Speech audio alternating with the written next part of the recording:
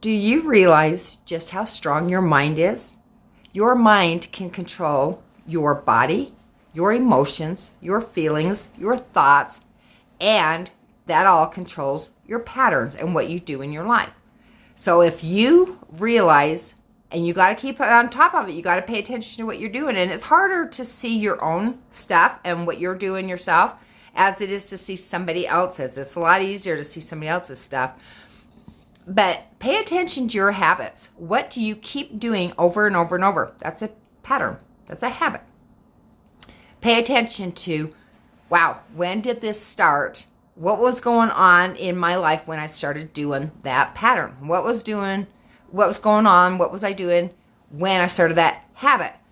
It's like when somebody wants to say they want to quit smoking, but they keep doing the same habits. Like when I was smoking forever ago, it's like, okay, I lit up a cigarette every time I had coffee. Or every time I went and sat out on the porch, I lit up a cigarette. Or when I got in the car, I had a cigarette. So first thing you have to do is break the habit. Break that pattern of what you're doing. So that's the same thing with anything that goes on in your life. If you're feeling like crap about yourself, look back at when did I start feeling this feeling? What was going on in my life? What was I doing? What was going on? What was somebody else doing? What did the whole thing, it's like a little play. Look at what was going on in that play at that exact time. Same thing with health. I can look back and I can hit when their disease or illness started, and I go back. When did this start? Okay, it happened about 10 years ago. I say, okay, so what was going on 10 years ago? Let's see, I think that's right before I got divorced. Okay, so I ask him, what was going on right before you got divorced? Oh, I found out that my wife was cheating on me. Oh, okay. So then you started getting sick.